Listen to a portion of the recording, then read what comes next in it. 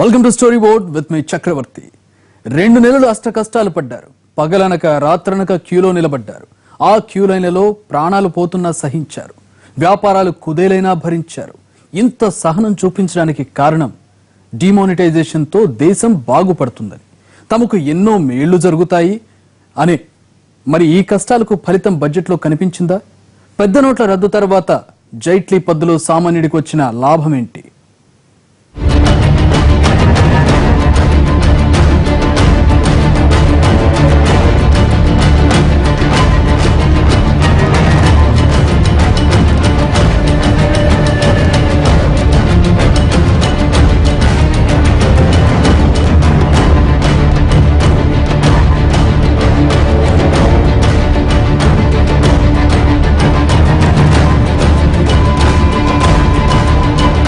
బహుశా జైట్లీ ప్రవేశపెట్టబోయే ఈ ఏడాది బడ్జెట్ కోసం సామాన్యుడు ఎదురు చూసినంతగా గతంలో ఏ బడ్జెట్ కోసం ప్రజలు ఎదురు చూసి ఉండకపోవచ్చు.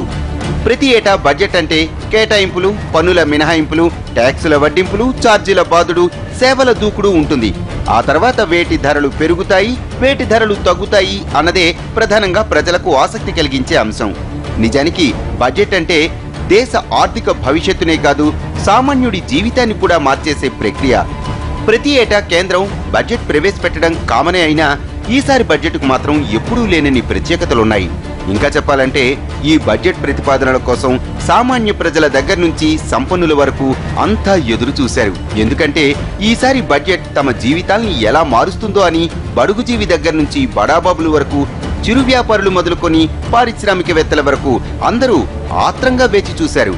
గత 3 నెలలుగా డిమానిటైజేషన్ కష్టాలు అనుభవించింది ఈ బడ్జెట్ కోసమే.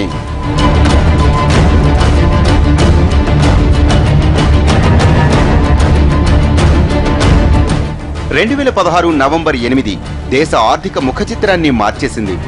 ఆ రోజు పెద్ద నోట్లు రద్దు చేస్తూ మోడీ తీసుకున్న నిర్ణయం దేశవ్యాప్తంగా భూకంపం పుట్టించింది.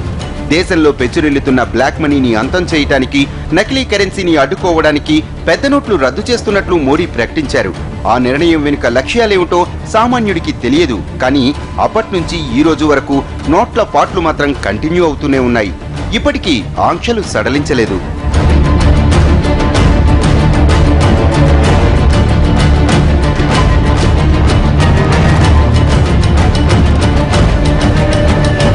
పెద్ద నోట్ల రద్దుతో చేతిలో ఉన్న కరెన్సీ చెల్లక జనం చాలా ఇబ్బందులు పడ్డారు.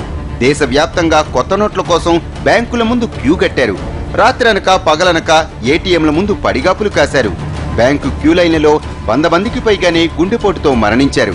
దేశవ్యాప్తంగా వేలాది పెళ్లిళ్లు ఆగిపోయాయి. కనీసం చచ్చాక దహన సంస్కారాలకు కూడా డబ్బులు లేక జనం ఇబ్బందులు పడ్డారు. నిత్యావసరాలు కూడా కొనుక్కోలేకపోయారు. వ్యాపారాలు ఆగిపోయాయి. బేరాలు లేక చిరు వ్యాపారులు పస్తులున్నారు. పెద్ద పెద్ద బిజినెస్లు కూడా నష్టాల పాలయ్యాయి. రియల్ ఎస్టేట్, ఆటోమొబైల్, ఎఫ్ఎంసీజీ ఇలా చెప్పుకుంటూ పోతే నష్టాల బాట పట్టని రంగమే లేదు.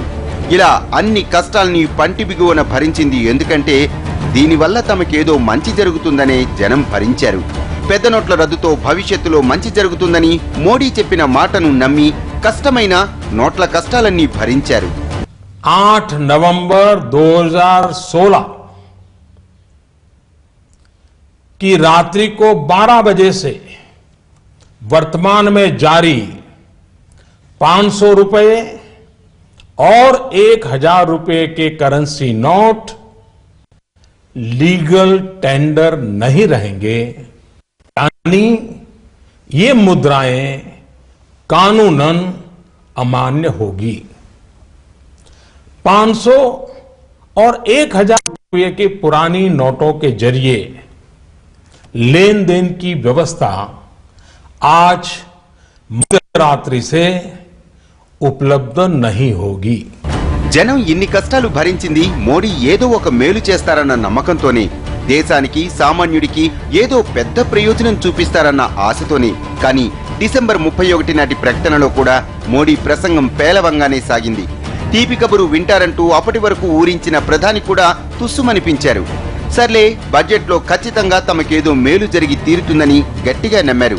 దీనికి తోడు కోర్టు అవాంతరాలు, ప్రతిపక్షాల అభ్యంతరాలు అన్నీ దాటుకొని మునుపెన్నడూ లేనివి. ఇదొక్కటే కాదు, 92 బడ్జెట్ చరిత్రలో మొదటిసారిగా రైల్వే బడ్జెట్ ప్రత్యేకంగా ప్రకటించకుండా సాధారణ బడ్జెట్లోనే ఒక చాప్టర్ అదనంగా కలిపి రైల్వే బడ్జెట్ను ప్రకటించేశారు. మరోపక్క ఎప్పుడూ బడ్జెట్లో ఉండే ప్రణాళికా వ్యయం, ప్రణాళికేతర వ్యయాన్ని వేరువేరుగా ప్రవేశపెట్టకుండా ఒకే వ్యయం పద్దులో చూపించారు.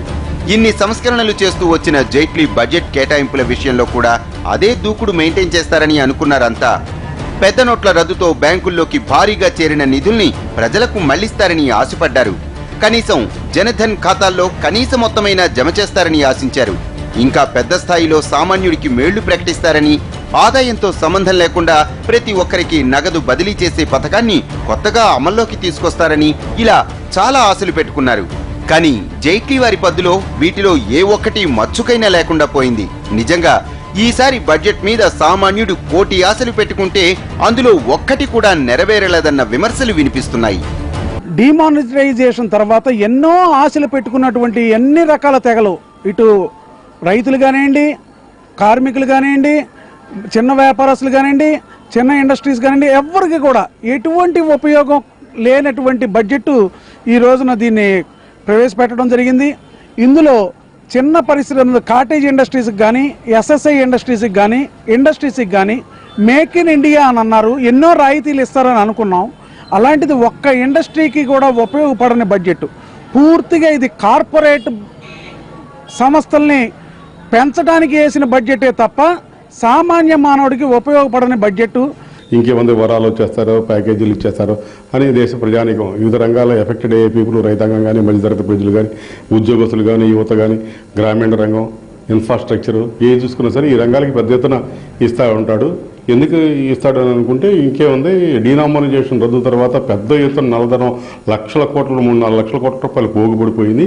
అవి ప్రజలకి బ్యాంకుల ద్వారా సర్దుతారన్న ఉద్దేశంతో మేము ఈరోజు అందరూ కూడా ఉత్సాహంతో, ఆతృతోటి ఈ బడ్జెట్ను పరిశీలిస్తే అది పేలకముందే తుస్సుమంది ఈ బడ్జెట్. పెద్ద నోట్ల రద్దుతో ఎన్ని కష్టాలు ఎదురవుతున్నా సామాన్యులు భరించారంటే కారణం ఒక్కటే, తమ కష్టాలకు బడ్జెట్లో ప్రయోజనం కలుగుతుందని. కానీ జైట్లీ బడ్జెట్ మాత్రం అందరినీ పూర్తిగా నిరాశపరిచింది. స్టోరీ బోర్డులో ఒక బ్రేక్ తీసుకుందాం. స్టేట్